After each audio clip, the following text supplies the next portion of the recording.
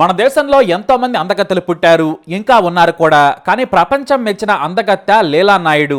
ఈమె గురించి ఎవరికి తెలిసి ఉండకపోవచ్చు. లీలా అంటే అందమే కాదు, తెలివి కూడా. ఎవరి లీలా నాయుడు అనుకుంటున్నారా? మన తెలుగు అందమే. ప్రపంచాన్నే షేక్ చేసిన బ్యూటీ ఆమెది. ఇండియన్ క్లియోపాత్రగా ఆమె పేరు మారుమోగిపోయింది. నాడు రాణి గాయత్రీదేవి కంటే కూడా లీలా నాయుడు చాలా పాపులర్. ఈమె తండ్రి ప్రముఖ భౌతిక శాస్త్రవేత్త పత్తిపాటి రామయ్య నాయుడు చిత్తూరులోని మదనపల్లిలో పుట్టారు. అయితే ఎంతో విద్యావంతుడైన రామయ్య నాయుడు పిహెచ్డి ఎవరి కింద చేశారో తెలిస్తే ఫ్యూజులు అవుట్ అవుతాయి. నోబెల్ విజేత లెజెండరీ సైంటిస్ట్ అయిన మేడం క్యూరీ దగ్గర.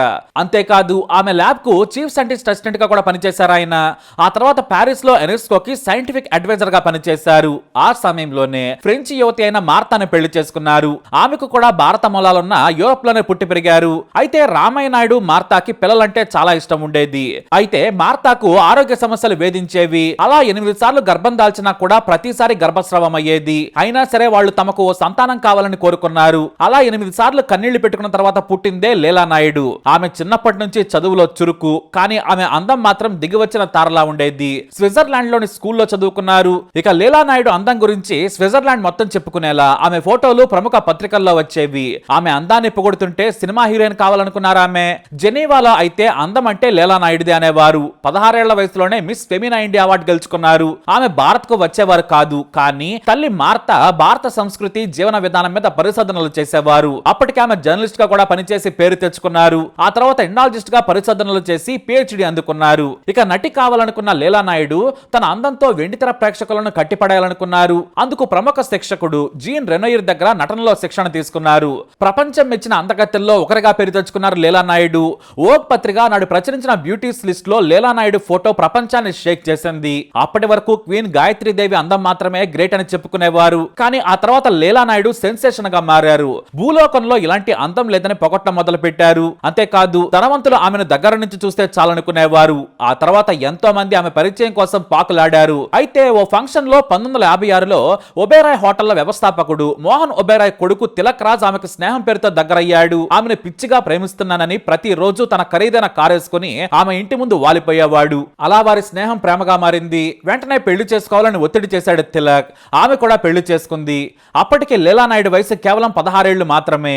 ఆ తర్వాత ఆమెకు 2 కవలలు పుట్టారు. వారి పేర్లు మాయా, ప్రయ.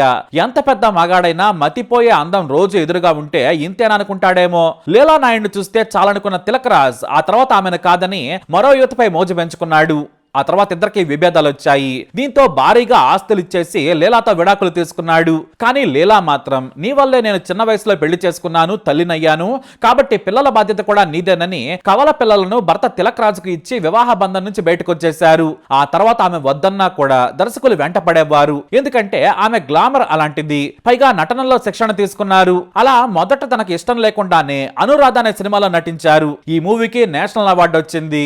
ఆ తర్వాత వరుసగా సినిమాలు తీశారు. లెజెండరీ నటులు దర్శకులతో పనిచేశారు. కానీ కథ, దర్శకుడు, హీరో నచ్చితేనే ఆమె సినిమాను ఒప్పుకునేవారు. శ్యామ్ బెనగల్, త్రికాల్, ఉమ్మీద్ లాంటి సినిమాల్లో నటించారు. వద్దనుకున్న మంచి కథల వస్తూ ఉండడంతో వరుసగా సినిమాలు చేశారు. ఆర్కే నయర్ డైరెక్షన్ లో వచ్చిన ఏ రాస్తా హే ప్యార్ కే లో ఏకంగా వ్యభిచారి భార్యగా నటించి సంచలనం సృష్టించారు. సునీల్ దత్ సినిమాలో కూడా వివాదాస్పద నిజ జీవిత కథలో నటించారు ఆమె. 1992లో కూడా ఎలక్ట్ మూన్ అనే మూవీలో నటించారు. ఇక మానసిక వికలాంగులపై డాక్యుమెంటరీ నిర్మించారు. అయితే సినిమాలు చేసే సమయంలో అందరూ రాజ్ కపూర్ ను పొగిడేవారు. ఆయన గొప్ప నటుడని అందరూ మెచ్చుకుంటుంటే ఎందుకో లీలా నాయుడు మాత్రం అతన్ని పట్టించుకోలేదు. 4 సార్లు 4 పాత్రలు ఆఫర్ చెప్పినా కూడా రాజ్ కపూర్ కి నో చెప్పారు ఆమె.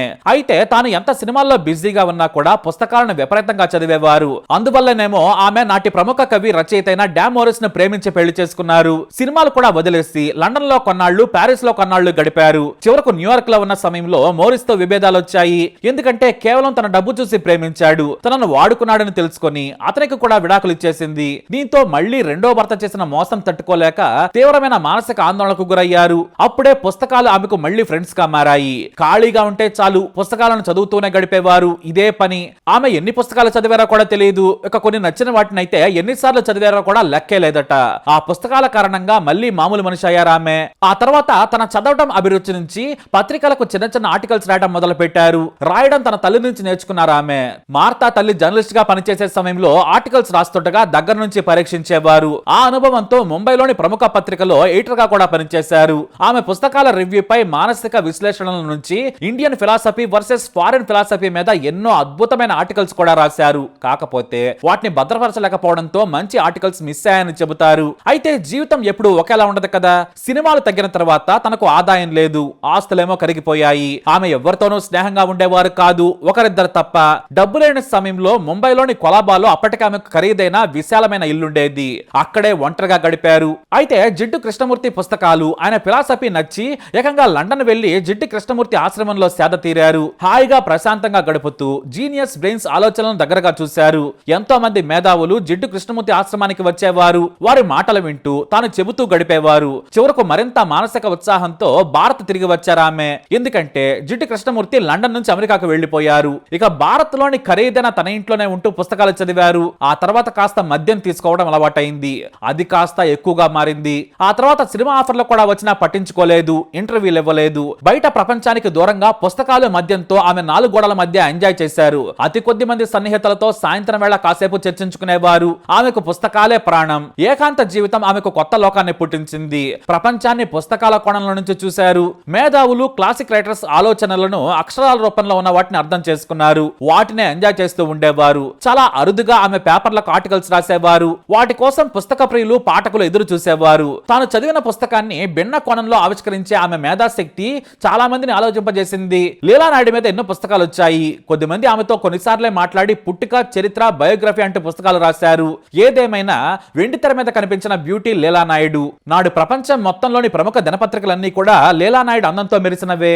లీలా నాయుడు 69 ఏళ్ల వయసులో చనిపోయారు. 2009లో మరణించిన లీలా నాయుడుపై భారత సర్కారు ఆమెకు గుర్తుగా పోస్టల్ స్టాంప్ కూడా విడుదల చేశారు. ఇండియన్ తండ్రి, యూరప్ తల్లికి పుట్టిన స్వచ్ఛమైన భారత అందం లీలా నాయుడు. కానీ ఆమె గురించి చాలా తక్కువ మందికి తెలుసు. ఎన్ని దేశాలు తిరిగినా, ఎన్ని పుస్తకాలు చదివినా కూడా తన తండ్రి మాదిరిగానే భారత్ లో ఉంటేనే తనకు ఈ నేలపై సంతోషంగా ఉన్నట్లు భావించేవారు లీలా నాయుడు. అందుకే డబ్బున్నా, విదేశీ పరిచయాలున్నా కూడా ఆమె చివరకు భారత్ కే చేరుకున్నారు. ఎందుకంటే ఇక్కడి సంప్రదాయం, మనిషి విలువ నాడు గొప్పగా ఉండేవి. ఇది లీలా నాయుడు గారి స్టోరీ. మరి ఈ స్టోరీపై మీ అభిప్రాయాన్ని కమెంట్ ద్వారా తెలియజేయండి. లైక్ చేయండి, షేర్ చేయండి, మా ఛానల్ని సబ్స్క్రైబ్ చేసుకోండి.